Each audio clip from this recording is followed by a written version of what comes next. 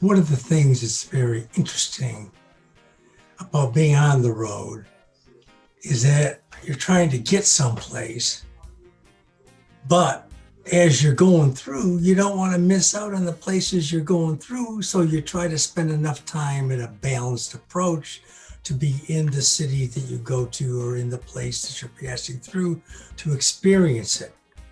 So here's my notes from 21 December 1970, Monday, Oran, Algeria, the first day of winter.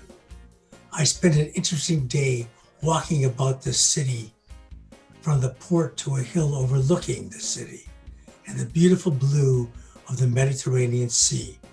It is a very unusual mixture of natural beauty, a European type city, and Arabic life. There's a fantastic fort high looking over the city.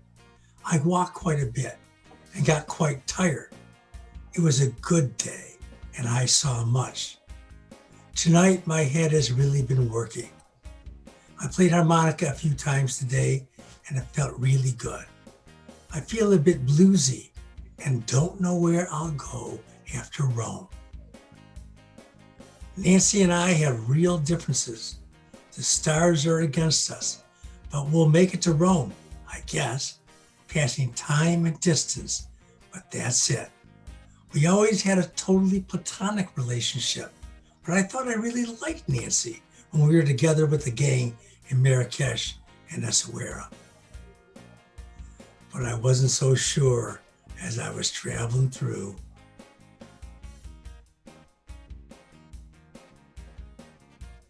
Each time you went from one city to another city was like an experience. It was something that could be well noted. And here we went from from Oran to what they call Alger. We call it Algiers. When I was a kid, we had the Alger Theater on the corner near my home on the east side in Detroit. But this was going from Oran, which we've been describing, and going along. And the question is, how the hell do you get there? So the answer is that you take an experience. Hitching was bizarre. That's what I wrote on 22 December from Alger, Algeria. We got a ride down the coast 80 kilometers in a new car. And the guy told us the coast road was no good. A speed demon took us back to the better route. And as he let us out, we got picked up immediately for an incredible slow ride to Alger. The driver kept almost falling asleep and going about 30 kilometers an hour. That's like 20 miles an hour. As we got here to Alger, the capital, it was raining at night. The driver tried to help us get a hotel, but all were complete. So we got shafted for close to 17 dinars at a better hotel. Money was always an issue for us. Then we wanted to pay for way more than we wanted to pay. But that includes breakfast and showers. We had a good meal of skewered steak, shish kebab. That cost 3 dinars and 40. We spent too much, and I don't know if we'll make it out of here with any money at all. C'est la vie. I'm tired and I want to go to bed. So you can see from the journal that the travel was rigorous and the money was serious because we were kids trying to make it as far as we could for as much money as we had and to just keep going, because the money was something that was kind of scary because you could run out on the road and who the hell knows what would happen to you.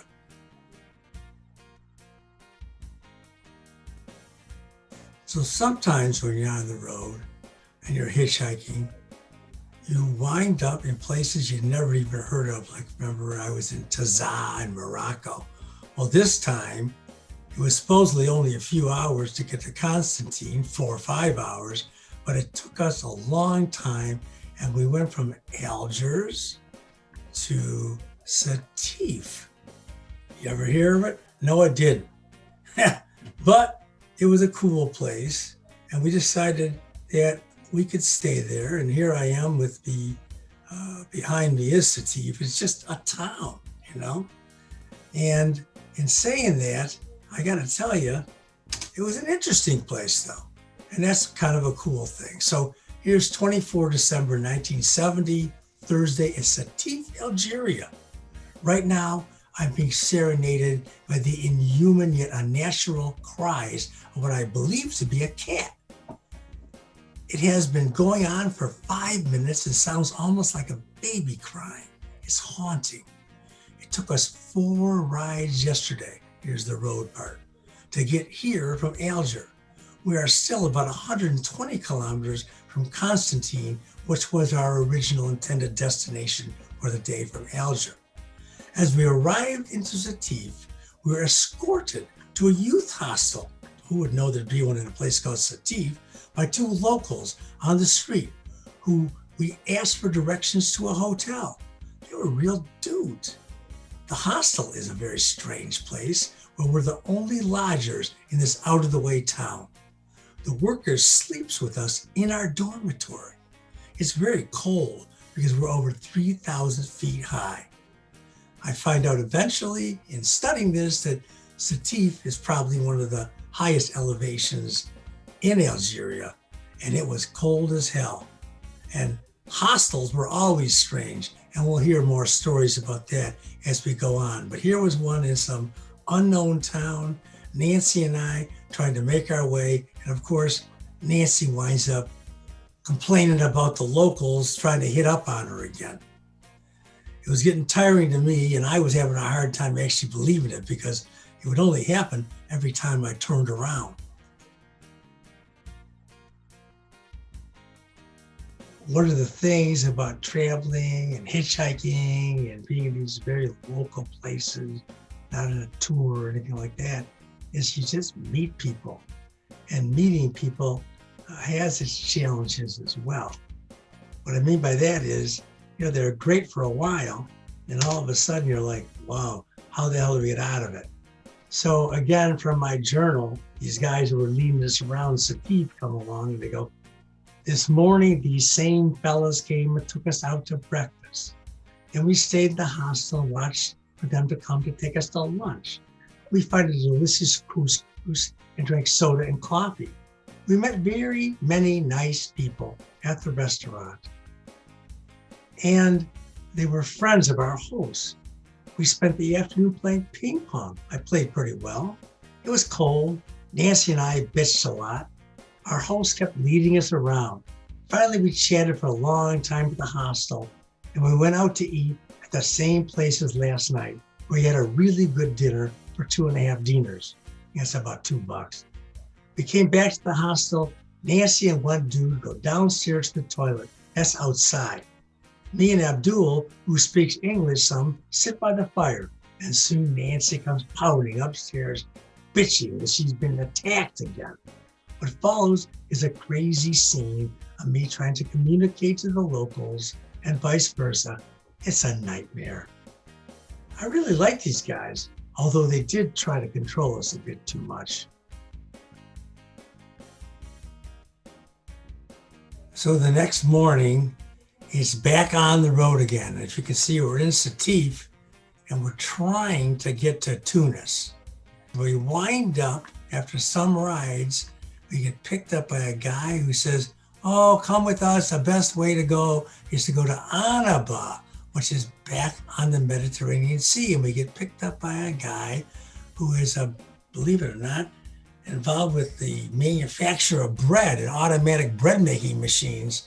And he's on his way to Annaba. He says, come with me, I'll help you out. And he's quite hospitable. And we wind up going up to Annaba and spend the night there after being taken out to a wonderful meal. So let's get out of that. And you can see there I am on top of Annaba. And Annaba is really, quite an incredible place. It's a beautiful little town. And everybody's walking around looking like they're from Paris. But of course, there's no women walking around. Again, you find this kind of ironic way that things work in this world where there's Arabs and Islam and communism and French, but the men look like $1,000,000. I mean, they're coiffed up, wearing fancy dresses, dressing suits, and all kinds of things of that sort. But it was kind of a cool town, and we did go out to eat, and this guy puts us up in a hotel. We said, yeah, that's pretty cool. It's kind of a nice town. Let's spend some time here.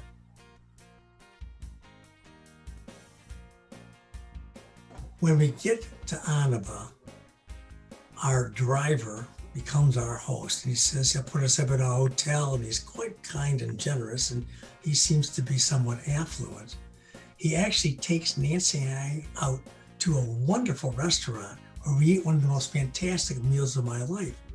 First there was appetizers, then there was a whole plate of fish, then there was a steak, and then there was dessert, and he's buying us cigarettes, and he's treating us like royalty.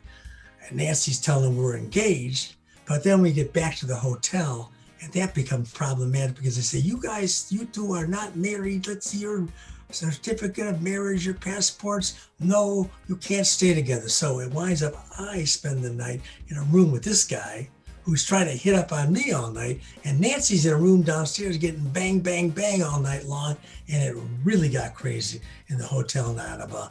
But somehow or another, we survived the night and wake up the next morning and say, we're getting out of here. Let's go to Tunisia. Enough of Algeria. And of course, the next leg of the trip is coming from our crazy experiences in Annaba, and we're along this desolate road because it really was the wrong way to get to Tunisia. It was not the main highway. So what am I talking about? I'm talking about the fact that, we're in trouble at this point. And I'm going to read from my journal again because I think it says it the best way. 27 December 1970. I'm now in Darahim, Tunisia, as I write this. Heavy trip. Hitched from Annaba on an incredible road along swamps and the sea. Cows and horses romp by me as I sit in the back of an open truck with cement blocks.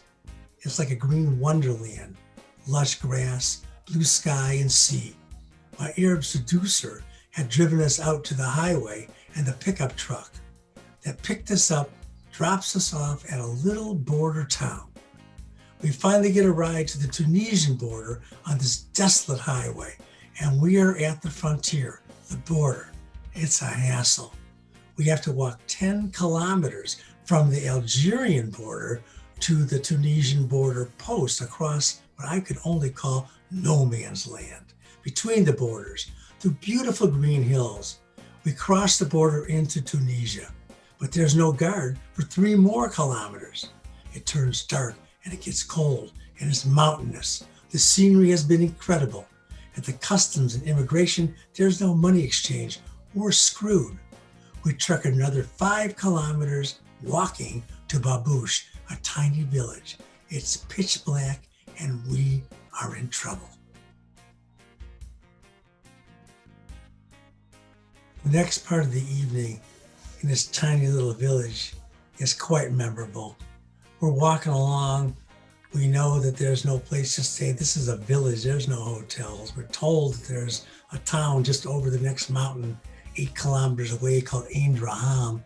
And a fella comes and says, oh, come with me. He says, I'm Heidi. He takes us into his brother's home where he's living with his brother and his family. They killed their only chicken. We hear the, and within an hour, we're eating a wonderful chicken dinner. Nancy and I spend the night in a little shed kind of attachment to the family house. And of course, another episode, Nancy is screaming, she's getting accosted, I'm sleeping, it's more trouble. We wake up the next day and we find our way kind of shamefully walking out of this little town, walking over the mountain and on our way to what turns out to be kind of a resort town called Darahim.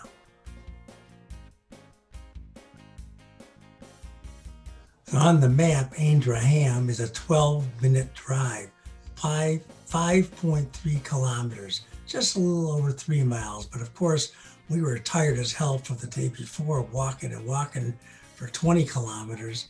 And we had to walk over a mountain. And there were no cars on this road. They show a car there, but there were none. And we wind up in Darahim, and Darahim is like a resort town. It was kind of this interesting little place, and it had this really cool resort that we wound up staying in. It was like a hostel, and there were all these beautiful Tunisian ladies staying there, and Nancy was BSing with them, and I was getting along, and we wound up staying there a day or two, and then wind up actually hitchhiking from Darahim, and then we finally got our way to Tunis. So the next day, leaving Darahim and the beauty of the mountains, we again hitchhike. It's only a few hours and we get to Tunis. And Tunis, of course, is a big city. You can see it behind me. It's a port. There's a lot going on there. They have an incredible marketplace. We spend the night and we find out, oh my God, the ship is leaving the next day for Sicily. So we spend a quick 36 hours in Tunis, and that's the end of North Africa. It's the place that used to be Carthage. This is where Hannibal, the man who conquered and fought against Rome, who came across the Alps in elephants. And as you can see, it's just a short distance from Sicily. And we are going to go from there up to Sicily and Palermo. But it's a wonderful time finishing our incredible journey across Morocco, Algeria, and Tunisia to Tunis to enjoy ourselves and have the best time possible. Although poor Nancy was suffering, but Stevie Wander had his jaw dropping, checking out things, the wonderful souk, the marketplace in Tunis, and the great town was really interesting, wonderful food. And then it was a sad goodbye. And we'll hear about that on next week's journey. So folks, let's talk about week 12. We're going to start in Tunis and we're going to wind up in Rome. It's going to be quite a journey though. It's an overnight journey on a boat, and then to Palermo, spending a night. Then we actually hitchhike across the northern edge of Sicily. We wind up in Messina, take a small boat to Reggio Calabria, spend a night in Reggio Calabria, a night in Salerno by the ocean.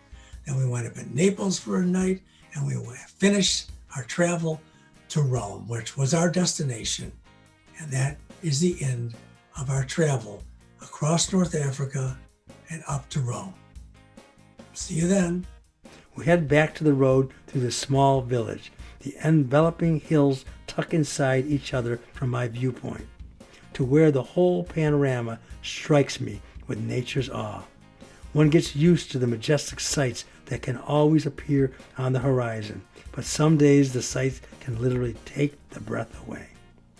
We walk to Darahim and immediately purchase bus tickets to Jendouba. Besides a short train ride and a short bus ride, we have hitched all the way across North Africa. The land is very bland and dry after the mountains. The incredible big hills in the mountain chain were green and lush. Soon we will be approaching Tunis, the capital and biggest city in Tunisia. I look out the window upon a bustling port metropolis. The bus drops us off at the depot. We gather our gear and exit into the busy streets of the bustling port. We are in the final stretch of our North African excursion. We discover a youth hostel while out roaming around not far from the bus depot. We both settle into our dormitory rooms, then meet up for a walk to the port. So this is it, I say. We can purchase tickets from here to leave Africa for Europe by way of Sicily. I'm so excited, she says. I laugh. Nancy is never excited about anything. Why are you laughing at me? Just the irony of you being excited, I say. What do you mean by that? She questions defensively. Never mind. Don't worry about it, I say. Look over here, a shipping line that will take us to Palermo.